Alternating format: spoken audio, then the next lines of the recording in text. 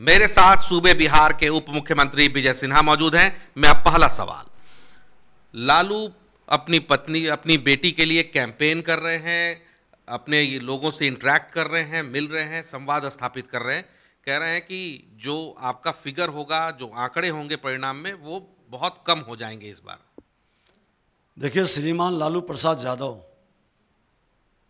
Bell पर हैं, सजायाफ्ता हैं। माननीय न्यायालय ने उनको सजा भी दी है, बीमारी का बहाना कर करके बाहर हैं, लेकिन राजनीतिक छटपटाहट और परिवारवाद की जिम्मेदारी स्थापित करने के लिए जो उनकी बेचैनी दिखाई पड़ रही है, इसके पहले भी जितने समझौता उन्होंने किया, सत्ता में रहने के लिए पैर तक पकड़ा, लेकिन कोई लोग इसको अब स्वीकार नहीं रहा है। और ये कितना भी कैंपेन कर लें, इनकी पारिवारिक जिम्मेदारी समाप्त होगा। इनकी पारिवारिक जिम्मेदारी पर अब लोगों का कोई विश्वास नहीं है। मेरा दूसरा सवाल ये है कि आप सूबे बिहार के उप मुख्यमंत्री हैं, उप मुख्यमंत्री के नाते आपकी भी रिस्पॉन्सिबिलिटी बराबर की है। बिहार में क्राइम दिनों दिन बढ़ता जा रहा है, ग्राफ जो है वो राइज की ओर है। पटना में घटना होती है, दानापुर में घटना होती है, हाजीपुर में घटना होती है, कई घटनाएं ऑन रिकॉर्ड आ रही हैं। कैसे कंट्रोल करेंगे? देखिए, माननीय मुख्यमंत्री जी बिहार के उन्होंने कहा है कि हम जंगल राज को गुंडा राज में तब्दील नहीं करने देंगे, और नेता प्रतिपक्ष के नाते इस मामला पर हमने पूरी तरह से लड़ते रहा।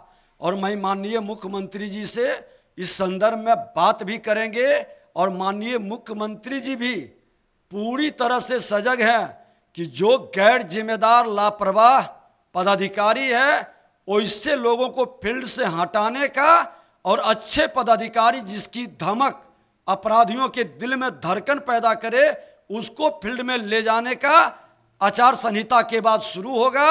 और ऐसे अपराधी जो कितना भी पहुंच रखे, वो बचेगा नहीं, उस पर पूरी सख्ती से कार्रवाई होगी, और ऐसे लोगों को हम लोग बचने भी नहीं देंगे। सवाल ये भी है कि आप कहते हैं कि अपराध को रोका जाएगा, और हार्ट ऑफ टाउन के अंदर एक स्टूडेंट की हत्या हो जाती है, और पुलिस जिस तरह से एक्ट करती है, उसके एक्ट पर भी सवाल उठाए जा रहे हैं। डिप्टी सीएम हैं आप, क्या निर्देश देंगे? सीधा कुछ निर्देश देंगे? मैंने कल ही कहा है कि आज वहां इस तरह के पीट पीट कर हत्या किया गया। लोग बता रहे हैं कि आधे घंटे 45 मिनट तक यह घटना घटित हुआ है। एग्जामिनेशन था, पुलिस के गाड़ी वहां पर अगल बगल पेट्रोलिंग में कौन था, कैंपस के अंदर कौन गार्ड और किसकी ड्यूटी सिक्योरिटी थी, और सीसीटीवी कैमरा से सारा फुटेज निकाल करके पूरी जांच करके कार्रवाई करे, और इसको बरगलाने की नहीं, गैर जिम्मेदार लोग पर कार्रवाई होगी। और इस तरह के और मामले को भटकाने वाले को, अभी उसके परिवार के लोगों से हमारी बात हुई, उन्होंने कहा कि ये डांडिया से कोई मतलब नहीं है, ये चुनाव लड़ना चाहता था छात्र संघ का, उसकी बदला और उसको रोकने का, इसको डिमोरलाइज करने का, इसको रास्ते से हटाने का ये खेल है। तो इस जो पिता और परिवार कर रहा है, उस मामले को गंभीरता से लेकर कार्रवाई करनी चाहिए। और जो लोगों की मानसिकता लीपापोती का रहेगा, ऐसे लोग को पूरी सख्ती के साथ इसकी उच्च स्तरीय जांच कराने के लिए भी सरकार तैयार रहेगी। मेरा एक आखिरी सवाल है, यहाँ तमाम जो विपक्ष के नेता हैं आपके, वो कहते ये हैं कि बिहार के लीडरान जो हैं वो अब नहीं इम्पैक्ट डाल पाए, तो आप अब मध्य प्रदेश के मुख्यमंत्री और फला मुख्यमंत्री को भेज रहे हैं।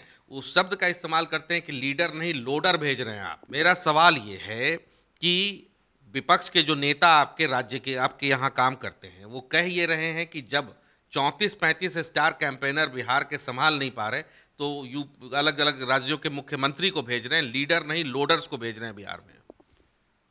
देखिए, इनकी काबिलियत, इनकी जिम्मेदारी, तानाशाही प्रवृत्ति और मनमानी भारतीय जनता पार्टी में नहीं है। ये सामूहिक नेतृत्व की पार्टी है, और सामूहिक नेतृत्व मिलकर बैठकर निर्णय लेता है, बैठकर मिलकर पार्टी को बढ़ाने का काम करता है। अरे ये तो परिवारवादी, जिस तरह से अकेले इस पार्टी में, राजद में कोई एक भी लीडर ऐसा नहीं है जो कैंपेन कर सके, क्योंकि ये किसी को लीडर पैदा होने नहीं दिया, अपने जाति में किसी को नेता नहीं बनने दिया। ये ऐसे जमींदार, परिवारवादी जमींदार हैं जो किसी को लीडर नहीं बनने देता है। लेकिन भारतीय जनता पार्टी अपने हर समाज के, हर जाति के उभरते हुए लोगों को आगे बढ़ने का प्रचार के साथ साथ एक प्रशिक्षण भी है, लोगों से जुड़ने का, भावनाओं को समझने का, समाज को आगे बढ़ाने का एक मानसिकता भी है। राजनीति का ये एक यूनिवर्सिटी है। लेकिन ये श्रीमान लालू प्रसाद यादव जी, आप अपने बेटा बेटी और पत्नी के अलावे अपने समाज को किसी को नहीं उठने दिया है। ये जमींदारी, ये तानाशाही, ये हिटलरशाही अब बिहार की जनता नहीं सहेगी। और उप मुख्यमंत्री जो रहे हैं तेजस्वी यादव जी, आप लीडर कभी नहीं हो सकते जब आपके पिताजी ही राजनेता नहीं बन सके, राजनीतिक गिरोह के सरगना बन के रह गए। आप तो उनसे भी गए गुजरे हैं। अप्पू बन करके पप्पू के पीछे चल सकते हैं, एक राजनेता बिहार में आपको कोई स्वीकार नहीं सकता। चलते चलते एक सवाल और मेरे जहन में रह ही गया था। सवाल यह है कि तेजस्वी कहते हैं, तेजस्वी इन दिनों बड़ी तुकबंदी वाली बातें कर रहे हैं। तेजस्वी कहते हैं कि आप जो है प्रधानमंत्री लोगों को, युवाओं को, यूथ को रिझाने के लिए, अपने साथ जोड़ने के लिए एक तरह का शगुफा छोड़ते हैं, फिर यूज़ करते हैं, फिर सत्ता का मिसयूज़ करते हैं। इस बार आपको डिफ्यूज़ और रिफ्यूज़ कर देने की ज़रूरत है। देखिए, ये वही व्यक्ति है ना जो नए वोटर को, नए नौजवानों को नौकरी के नाम पर जमीन लिखाकर बेल पर हैं। ये वही व्यक्ति हैं जो कास्टिज्म का कार्ड खेलता है। ये क्रिमिनल को संरक्षित करते हैं, करप्शन को बढ़ावा देते हैं। क्या इस तीनों, कास्ट, क्रिमिनल और करप्शन, ये तीनों युवाओं के भविष्य को बनाएगा? क्या ये तीनों युवाओं के मन के अंदर सकारात्मक ऊर्जा प्रदान करेगा? और जो ये तुकबंदी करते हैं, उन शब्दों का अर्थ ये समझ पाते हैं? पूरा बिहार जानता है कि जनता की गाढ़ी कमाई लूटकर इनके पिताजी ने जो अकुत संपत्ति रख दिया है, 100 लोगों का एक टीम बना करके जो वो स्क्रिप्ट लिख के देते हैं, उसको ये बोल देते हैं। अरे सच्चाई है कि जमीन से जुड़कर बिहार की जनता के भावनाओं के अनुकूल अपनी बात को रखो, और बात में सच्चाई हो, कर्म में संस्कार हो, और लोगों के लिए कुछ उपकार हो। बताएंगे आप कि ये जनता जो फर्स्ट टाइम वोटर है, आपके जैसा व्यक्ति 28 वर्ष की उम्र में 28 संपत्ति, लोग कहते हैं कि हजारों करोड़ के मालिक कैसे बन गए? क्या वो संपत्ति ये बिहार राज्य की जनता की थी, उसको वापस कर देंगे? ये एक आदर्श प्रस्तुत करेंगे? उन नए वोटरों के लिए एक नए युवा नेता हो, बिहार में कह सकते हो कि मैं करप्शन पर लगाम लगाऊंगा, मैं क्रिमिनल को टिकट नहीं दूंगा, मैं माफिया, दारू माफिया, बालू माफिया को कभी राजनीति में नहीं घुसने देंगे। नया वोटर तो पूछ रहा है। अरे नया वोटर आज जानता है कि मान सम्मान स्वाभिमान के साथ हमारा भविष्य को कोई सुरक्षित रख सकता है, तो वो देश का प्रधानमंत्री जो 140 करोड़ जनता को परिवार कहता है, जिस पर कोई दाग नहीं लगा है, लंबे समय तक गुजरात में मुख्यमंत्री और 10 साल से प्रधानमंत्री रहने के बाद। लेकिन आपके बारे में घर घर क्या चर्चा है? जब अपने दल के लोगों को नहीं छोड़ते हैं, मंत्री बनाने से लेकर टिकट देने में, लोग कहते हैं अगर जो इसकी उच्च स्तरीय जांच होगी तो सच सामने आ जाएगा। करनी कथनी एक करो, बरगलाने का खेल अब बंद करो। बिहार अब जाति के आधार पर नहीं चलेगा, बिहार जमात के आधार पर चलेगा।